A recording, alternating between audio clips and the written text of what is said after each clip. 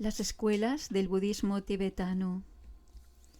En términos generales, el budismo tibetano se divide en 4 escuelas principalmente. Uno bien podría pensar que las sectas o escuelas de cualquier religión son exclusivas, tanto en relación a sus miembros como a su doctrina, y que si alguien pertenece a una, entonces no puede pertenecer también a otra. Asimismo, hay quienes suponen que las enseñanzas de una escuela pueden contradecirse con las de alguna otra, pero en el budismo no sucede así. El budismo llegó al Tíbet proveniente de la India. Es curioso, pero en el caso del budismo indio resulta difícil determinar con claridad el surgimiento, florecimiento y decadencia de las diferentes escuelas que ahí se desarrollaron.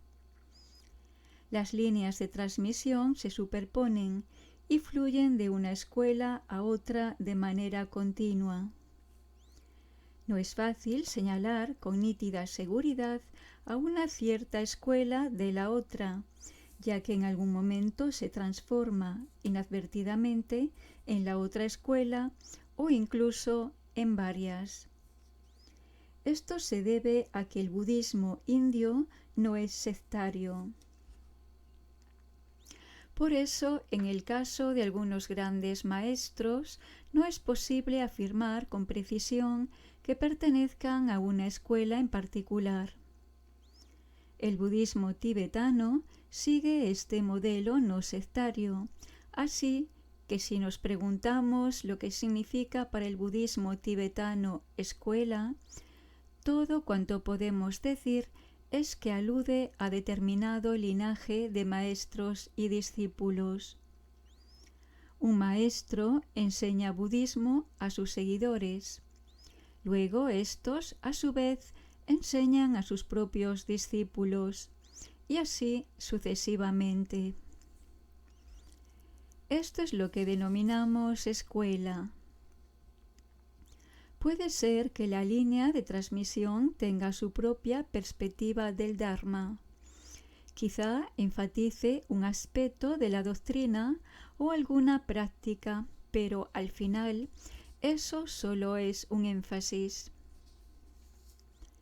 En ocasiones, una línea de maestros y discípulos se asocia con determinado monasterio.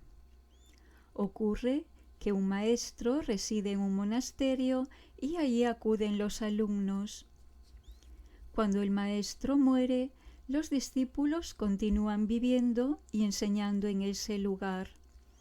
Así es como un monasterio puede llegar a convertirse en la sede de una escuela. De igual forma, una escuela o un linaje se relaciona a veces con un grupo de textos en particular. Las escrituras budistas son muy numerosas y es muy difícil, por no decir imposible, que alguien consiga estudiarlas todas, aunque sea superficialmente. Así, parecería que en la historia del budismo encontramos una especie de división del trabajo, donde cierta línea de maestros y discípulos se concentran en el estudio, la explicación e incluso la propagación de un determinado grupo de textos. Esta es otra forma en la que puede surgir una escuela. Otra posibilidad es que surja una escuela porque su linaje se asocie con una manera de llevar a cabo la práctica espiritual. Pasa a veces que un maestro se ha dedicado a cierta forma de meditación y le enseña a sus discípulos, quienes prosiguen transmitiendo esa enseñanza. El nacimiento de una escuela puede implicar la combinación de varios de estos factores. Con el paso del tiempo, cada escuela asume un carácter cada vez más característico, pero nunca llega a convertirse en exclusivo. El budismo se distingue por un espíritu tolerante y, si bien se reconoce que existen diferencias, ninguna de las escuelas tibetanas afirma enseñar la auténtica versión del Dharma. En orden cronológico, las 4 escuelas principales del budismo tibetano son la Nyingma, la Kagyu, la Sakya y la Gelug. Las 3 primeras se conocen como escuelas antiguas, mientras que la última se le llama la nueva escuela. También es común que se diga que las 3 primeras son escuelas no reformadas y que la Gelug, en cambio, es una escuela reformada, aunque algunos budistas tibetanos aseguran que esta distinción no es justa. A un eminente lama Nyingma le preguntaron ¿en qué se basa esta clasificación? ¿Por qué ustedes, los Kagyupa y los Sakyapas, se llaman no reformados, mientras que los Gelupa se conocen como reformados?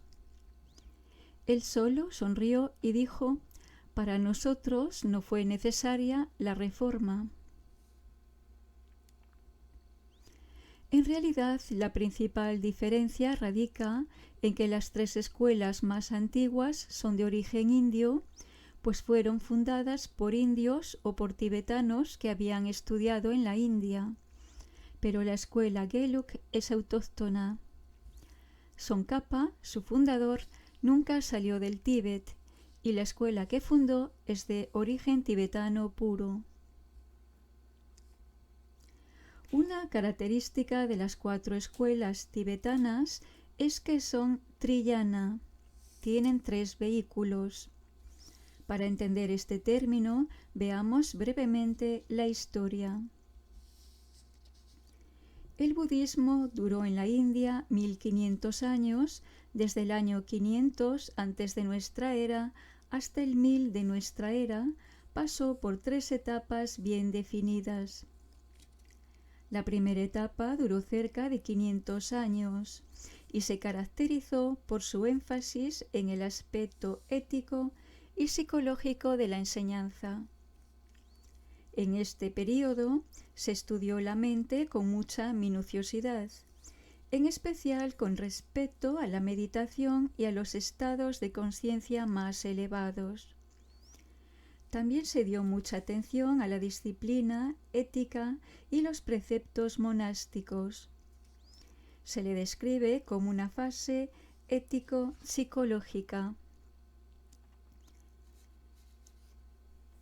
Esta etapa duró también 500 años aproximadamente. En la segunda etapa desarrolló un énfasis en 2 elementos adicionales, la metafísica y la devoción. No se rechazaron el aspecto ético ni el psicológico, pero, mientras se seguía la tradición, se exploró con mayor profundidad la naturaleza de la realidad. Además, se le dio más importancia a la devoción. En la tercera etapa, que transcurrió desde el año 500 de nuestra era hasta el 1000, se continuaron las tradiciones anteriores, pero el énfasis adoptó un nuevo giro. Evolucionaron los rituales que entrañaban un sentido y un valor arquetípicos y se acentuó lo que podría describirse como meditación iniciática. No se trataba ya de una concentración ordinaria meditativa, sino de una meditación avanzada, que requería la guía personal de un gurú, tras una iniciación o transmisión adecuada. En el lenguaje budista tradicional, cada una de estas 3 etapas progresivas se denomina yana, que significa camino, y también suele traducirse como vehículo, porque se trata de un vehículo para la práctica y el progreso espiritual. El término sánscrito triyana indica estas 3 etapas del budismo indio, el Hinayana o vehículo pequeño, el Mahayana o vehículo grande y el Brahayana o vehículo diamantino. Por consiguiente, aunque el budismo tibetano se describa como una rama del Mahayana, esta afirmación no es exacta. Todas las escuelas siguen el modelo Hinayana con relación a la disciplina y la organización monástica, y también con respeto a las enseñanzas básicas, como las 4 nobles verdades, el noble sendero óctuple y los 12 eslabones de la coproducción condicionada. En lo que respecta a la filosofía, todas las escuelas tibetanas siguen el modelo Mahayana, en especial las 2 grandes tradiciones del pensamiento budista indio. El Madhyamika, que son las enseñanzas del camino medio, y el Yogacara, que es la doctrina que dice que todo es mente. Del Mahayana procede también el ideal espiritual global del Bodhisattva. Finalmente, del Brahayana o Tantra indio deriva el ritual y la meditación iniciática. De esta forma, todas las escuelas budistas tibetanas son de carácter compuesto.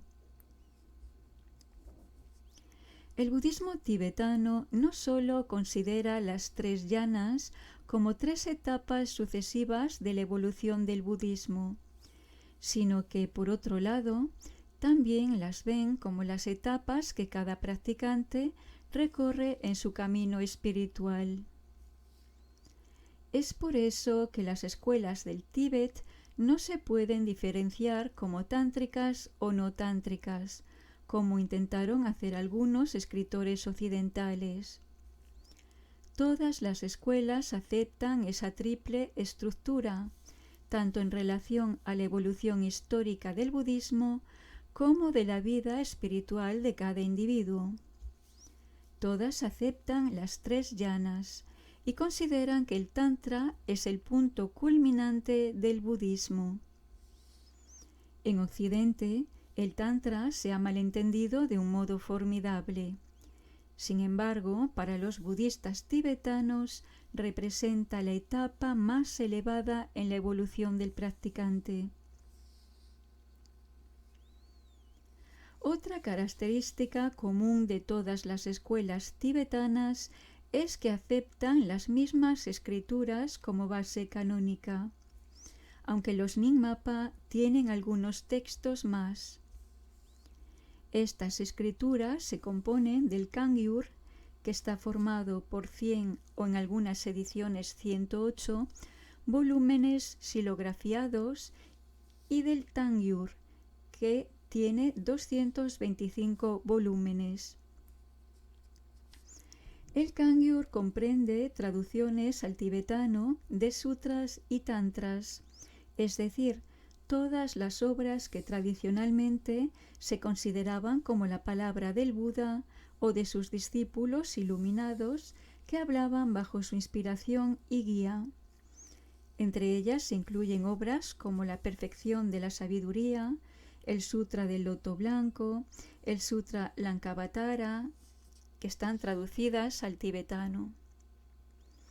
El Tangyur consiste en traducciones de comentarios y otros textos expositivos escritos por grandes sabios y filósofos budistas de la India, como Nagarjuna, Dharmakirti, Dignaga y otros más. Como todos los libros tibetanos, estos textos constan de páginas gruesas, crujientes y alargadas de resistente papel fabricado a mano, por lo general hechas de bambú, que se guardan dentro de una cubierta de madera, pero no están unidas, sino que están sueltas. La escuela Nyingma. Nyingma significa escuela antigua y se le llama así porque sigue las antiguas traducciones de los tantras, realizadas antes de la época del rey Rinpoché. Los Nyingmapa consideran que el fundador de su escuela es el gran maestro indio Padmasambhava, el que nació del loto, y sienten tanto respeto y devoción por él que a veces le llaman el segundo Buda. De acuerdo con la tradición Nyingmapa, Padmasambhava se manifiesta en 8 regiones diferentes del mundo, adoptando 8 formas principales, y Sakyamuni, el Buda histórico, ha sido una de ellas. En los templos Nyingmapa puede observarse este énfasis. Por lo general son de 3 plantas. Al entrar en la planta baja se ve una enorme imagen del gran gurú Padmasambhava ataviado con vestiduras reales y un sombrero en forma de loto. Está sentado y en el pliegue interior del codo tiene el Khatvanga. En la mano izquierda sostiene un cráneo humano lleno de sangre o de néctar y en la derecha un braja o rayo diamantino. Muestra su característica expresión sonriente, mas con un ligero aire de fiereza. Es común que sus 2 consortes, Mandarava, la princesa india, y Yesesogyial, la yogini tibetana, se encuentren junto a él, una de cada lado. Padmasambhava fue un brillante erudito y dialectólogo. Solía vencer a los brahmanes en los debates. Fue un respetado sabio y maestro, un prolífico autor y un famoso yogi y asceta, que dedicaba la mayor parte del tiempo a meditar. Además, fue un mago.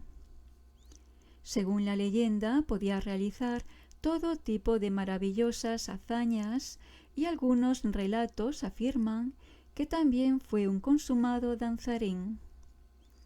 En el Tíbet se le llama Guru Rinpoché, el gran precioso maestro, en lugar de Padmasambhava. La tradición Nyingmapa refleja las múltiples facetas de su legendario fundador y quizás sea la forma más rica del budismo tibetano. Los maestros Nyingmapa aceptan el marco del Triyana, pero una característica que los distingue es que subdividen los 3 yanas en 9. En primer lugar, se halla el Shavakayana, la senda del discípulo. Un Shavaka es alguien que no encuentra la verdad por sí mismo, sino que la escucha de un maestro iluminado y después dirige sus esfuerzos hacia su propia liberación. De modo que lleva a cabo un genuino esfuerzo por liberarse del samsara, pero lo hace en beneficio propio. En segundo lugar está el yana del Pratyeka Buda. Pratyeka es el que va solo, por su cuenta. Un Pratyeka Buda es aquel que halla la verdad mediante su propio esfuerzo. No tiene maestro ni discípulos, porque no le preocupa transmitir lo que ha descubierto. Se dice que nada más se interesa en su liberación espiritual. Tanto el Pratyeka Buda como el Shavaka son una especie de individualistas espirituales. El tercer yana es el Bodhisattva yana. El Bodhisattva tiene un maestro y aspira también a tener discípulos, porque su objetivo es alcanzar la iluminación en beneficio de todos los seres. Para ello practica los 6 o 10 paramitas, perfectas virtudes. El Bodhisattvayana es la senda del altruismo espiritual absoluto. El cuarto yana es el Kriya Yoga Tantrayana. Kriya significa ritual, y este vehículo implica un cierto grado de ritual simbólico. la repetición de mantras y la visualización de un Buda en particular. En quinto lugar se halla el Ubhaya Yoga Tantrayana. Ubhaya significa ambos aspectos por igual, de modo que aquí el ritual y la meditación se practican en igual medida. El sexto se denomina Yoga Tantrayana e incluye diversas prácticas para desarrollar la unión equilibrada de la sabiduría y la compasión. Este segundo grupo de 3 yanas se denomina en conjunto Tantra esotérico o Mantrayana. Los últimos 3 yanas de esta subdivisión comprenden el Tantra interno o esotérico. El séptimo es el Mahayogayana, formado principalmente por las prácticas conocidas como yoga del desarrollo y el yoga perfecto. El octavo es el Anuyogayana, que comprende todos los ejercicios de meditación relacionados con el control de la respiración, el sistema nervioso, los centros psíquicos y la energía sexual. Su objetivo es la sublimación de las fuerzas burdas y sutiles del individuo para dirigirlas a la iluminación. El noveno es el Atiyogayana, la práctica directa y la consecución de la verdad más elevada sin ningún intermediario. Hay diferentes tradiciones que practican el Atiyogayana y entre los Nyingmapa la más destacada es el Dzogchen, la gran perfección. Esta división de los 3 yanas en 9 es muy significativa. Los 2 primeros se consideran Hinayana. El tercero incluye el Mahayana y los 6 restantes constituyen el Brahayana. Esto refleja el énfasis de la escuela Nyingmapa que, a pesar de aceptar el Triyana, enfoca su práctica principalmente en el Brahayana o Tantra. En términos generales, cuando recibes una iniciación tántrica en la tradición Nyingma, empiezas recibiendo los 3 refugios y los 5 preceptos. Esto representa tu práctica del Hinayana. A continuación haces el voto del Bodhisattva, que representa la práctica del Mahayana. Todo esto sucede y suele hacerse en unos minutos y el resto de la iniciación se vincula con el Brahayana.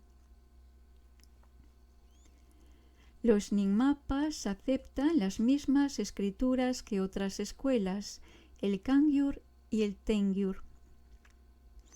Pero también tienen una colección llamada los Tantras Nyingma, que se compone de unos 300 textos que las otras escuelas no consideran canónicos porque no fueron proferidos por el Buda.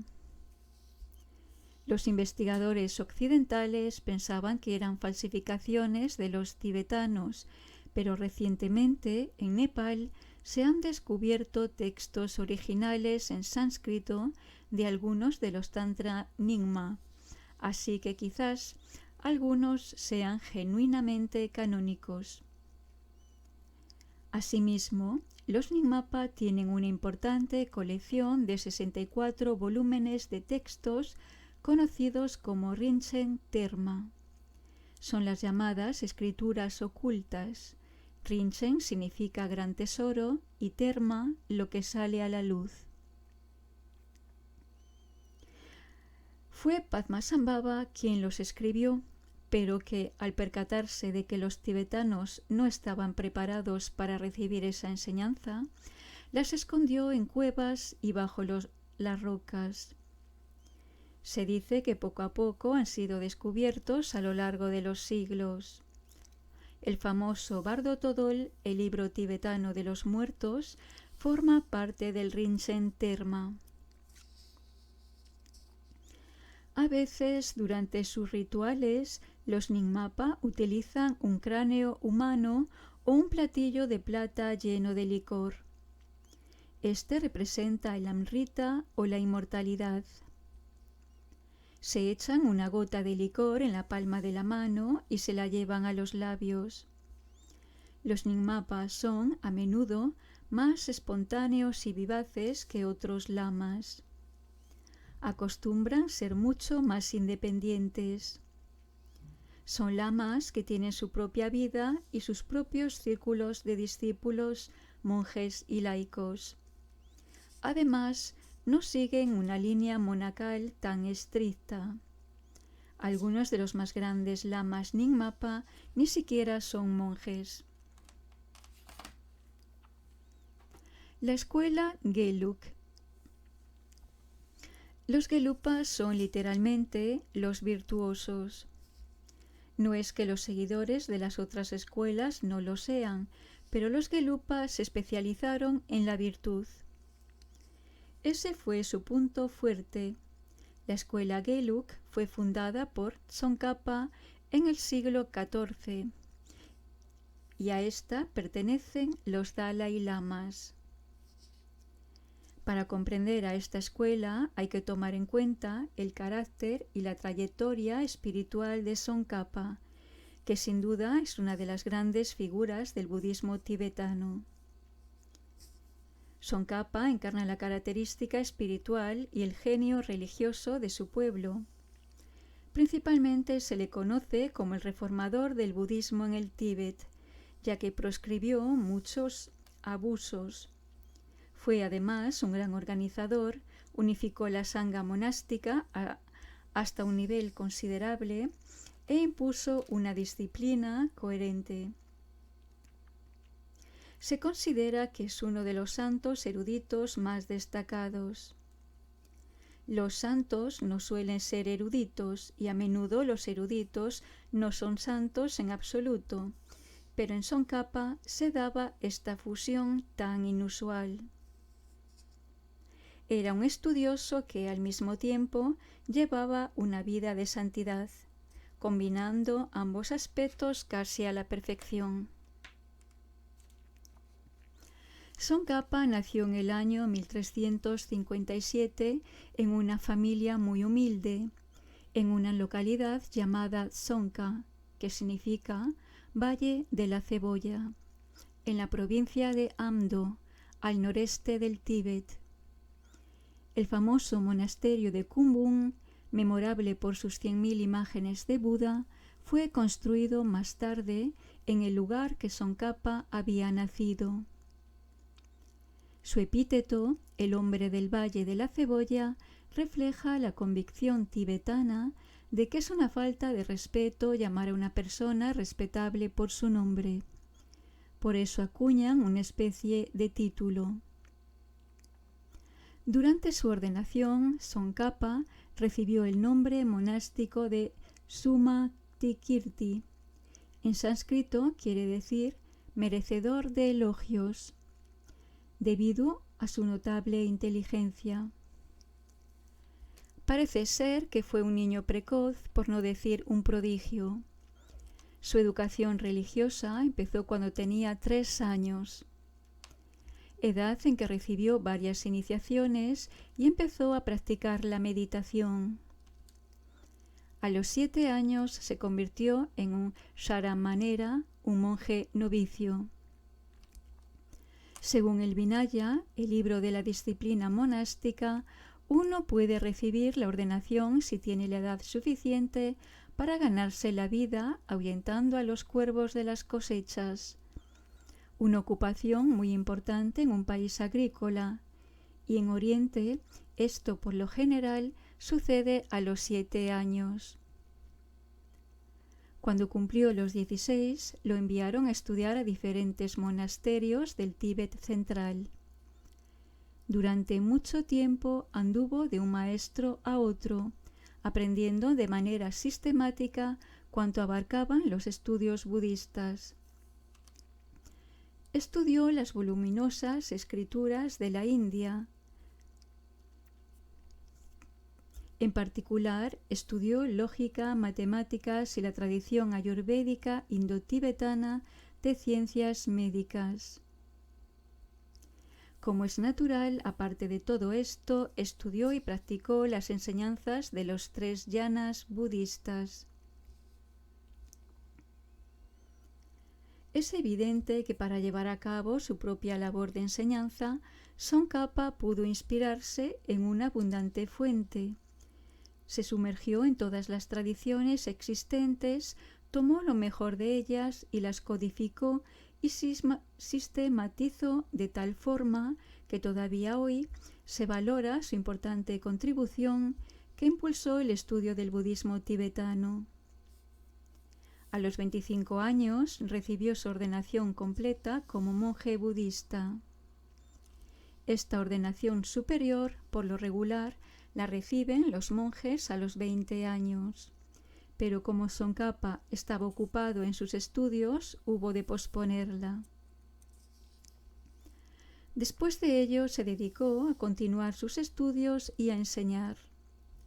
Llegó a reunir muchos discípulos que, en virtud de su devoción y dedicación al Dharma y por el estado de pureza y santidad en que vivían, se fueron conociendo poco a poco como Gelupas. También se les llamó así porque, al seguir el ejemplo de Tsongkhapa, insistieron en observar estrictamente el Vinaya tradicional de aquella época, que incluía la total prohibición de contraer matrimonio e ingerir alcohol. Los Gelupas se conocen a menudo como los sombreros amarillos, para diferenciarlos de los miembros de otras escuelas conocidos como los sombreros rojos, y los de algunas ramas Kagyu denominadas sombreros blancos o sombreros negros.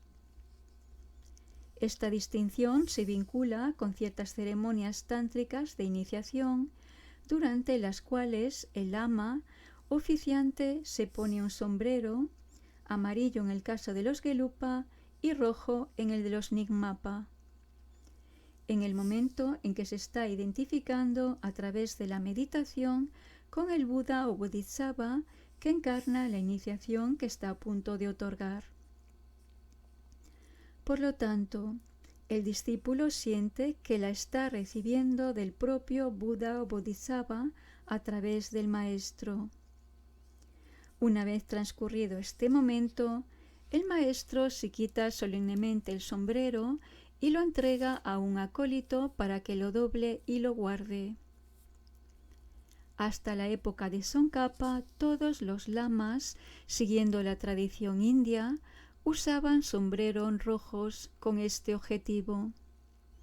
Tsongkhapa quiso hacer una clara distinción entre sus seguidores y los de otras escuelas, de modo que cambió el color rojo por el amarillo.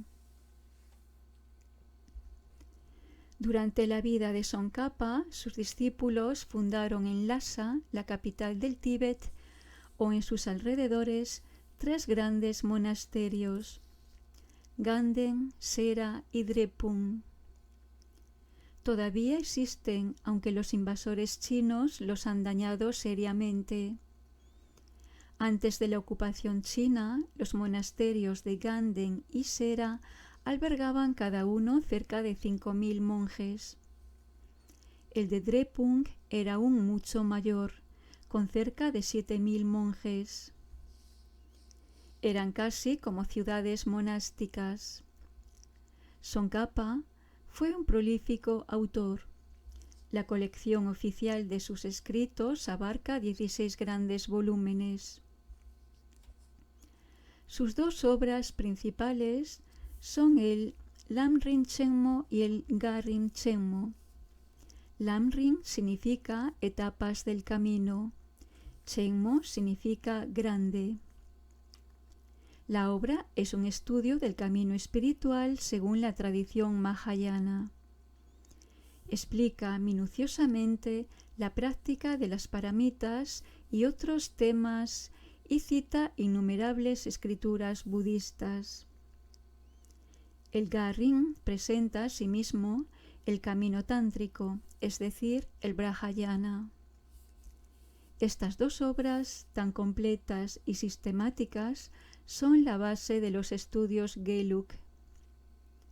Tsongkhapa escribió también una versión abreviada del Lam Rim que, en la actualidad, la estudian incluso los monjes, ya que la versión extensa es muy difícil, abstrusa y técnica. Además, escribió varios comentarios sobre las escrituras y una serie de bellas obras a las que se les da menor importancia. Tsongkhapa murió en 1419. En aquella época, la orden Gelug y el movimiento que representaba ya se habían establecido y ocupaban un sólido lugar en la vida religiosa del Tíbet. A partir de entonces, no solo los Gelupa, sino todas las escuelas empezaron a conmemorar el aniversario de su muerte con un gran festival de luces.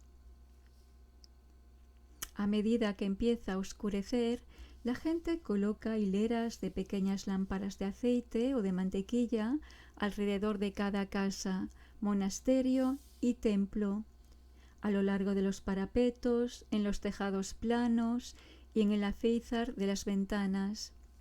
Por toda la ciudad se aprecia el bello espectáculo de cientos y hasta miles de lamparillas encendidas.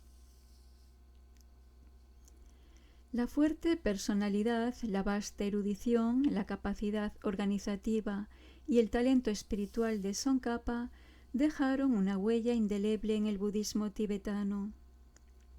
De hecho, se dice que es la manifestación de Manjusri, a quien se vincula en especial con las enseñanzas de la perfección de la sabiduría. Las imágenes tibetanas representan a Tsongkhapa con los atributos y distintivos de Manjusri. Aparece como un típico santo erudito tibetano, sentado, cubierto con los hábitos monacales y portando su alto sombrero amarillo. Pero de sus hombros nacen, como si fueran pequeñas alas, dos flores de loto.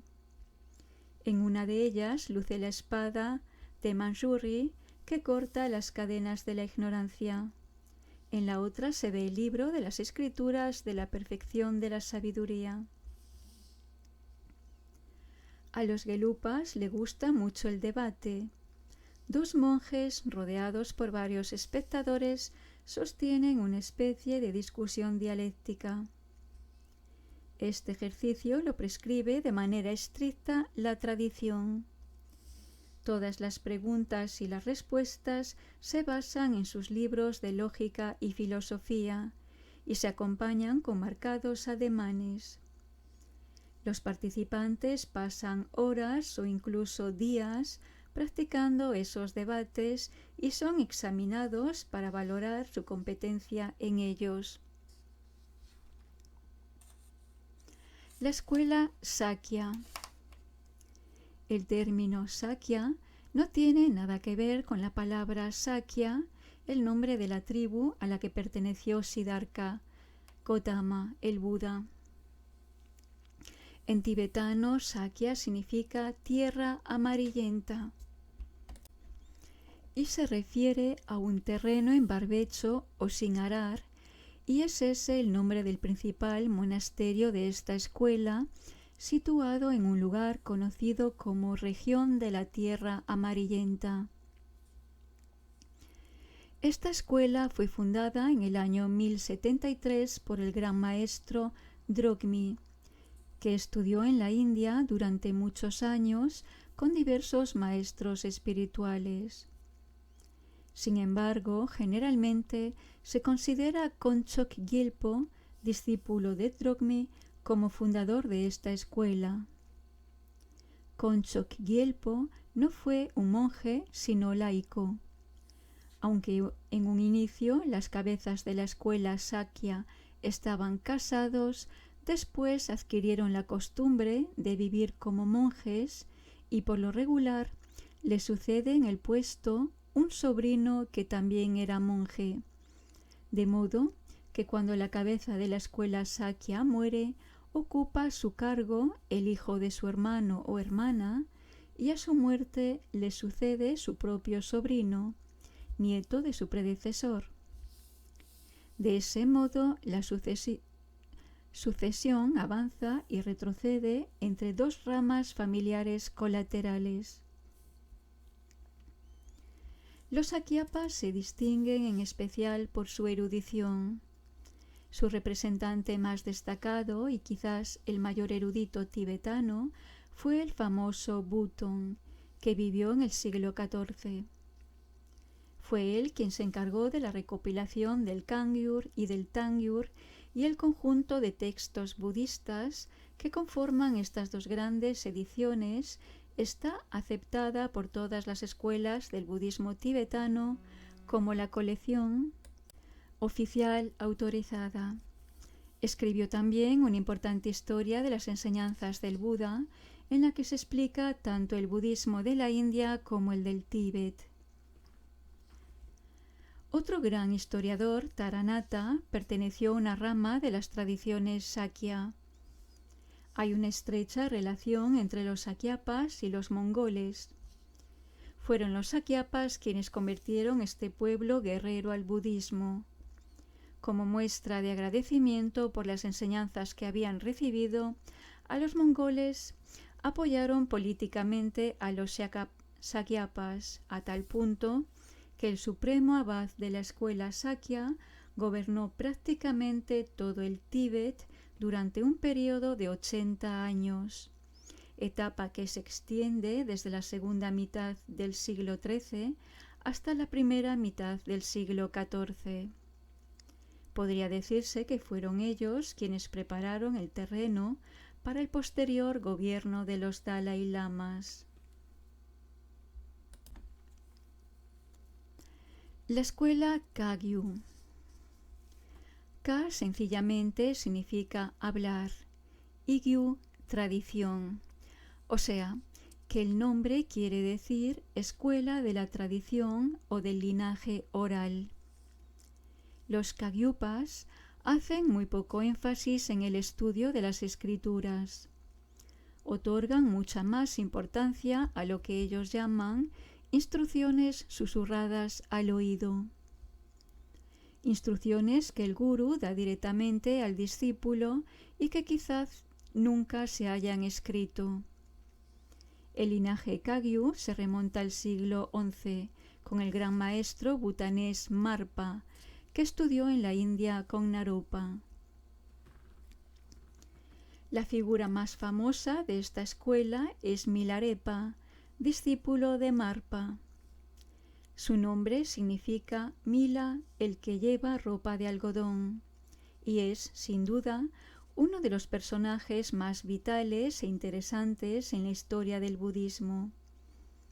Al parecer, cuando era pequeño, su padre murió y sus tíos le robaron su herencia a él y a su madre viuda, dejándolos en la miseria. La madre de Milarepa quiso vengarse y animó a su hijo a estudiar magia negra. Milarepa estudió y practicó brujería durante muchos años y finalmente descargó una terrible venganza contra sus parientes. Pero después sintió remordimiento porque muchas personas habían perdido la vida a causa de sus prácticas. Con el tiempo, Milarepa acabó por echarse a los pies del gran gurú Marpa, quien de inmediato vio que aquel joven era una persona enormemente dotada, un genio espiritual, pero también percibió que había acumulado una gran cantidad de karma que debía purificar.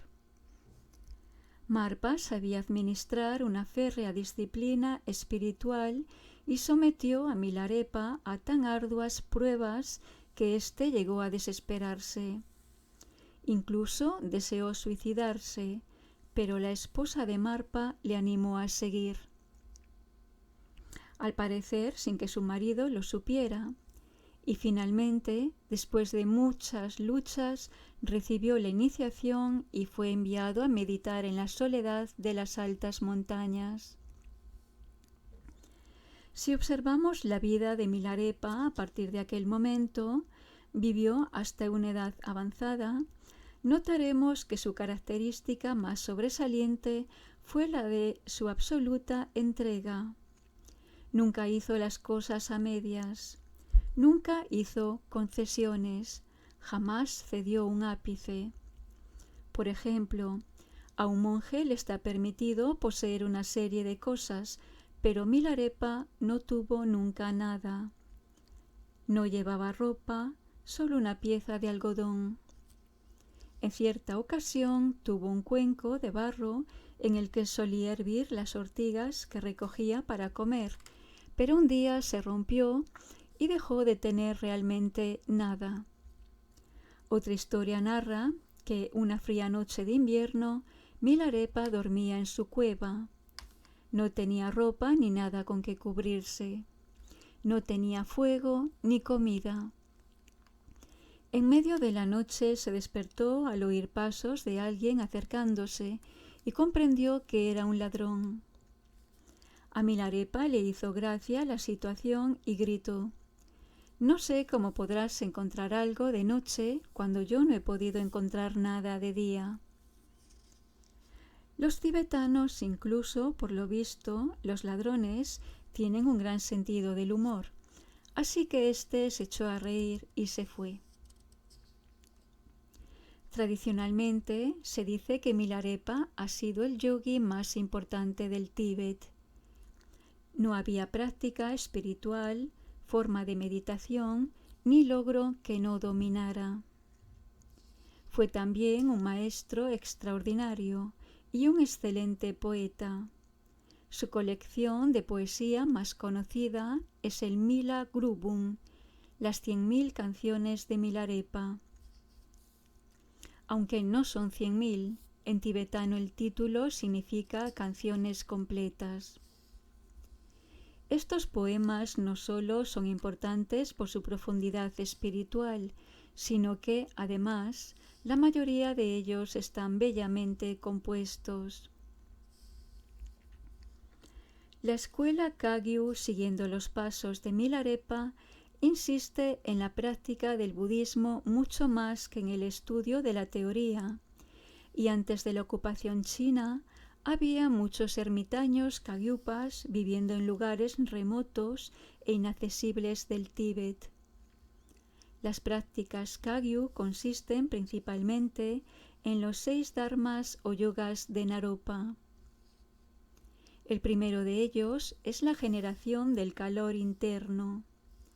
Fue su gran dominio en esta práctica lo que permitió a Milarepa vivir en medio de la nieve y el hielo de las altas cordilleras, cubierto tan solo con una prenda de algodón.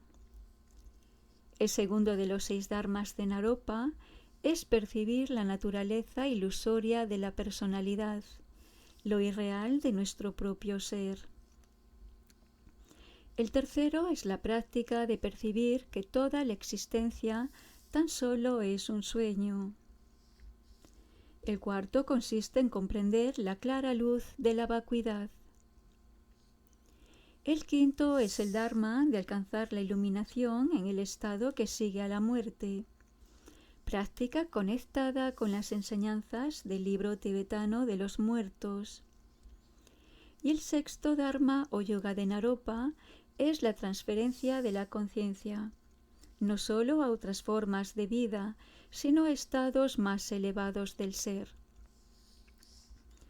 Estos 6 dharmas implican muchos ejercicios yógicos de gran complejidad.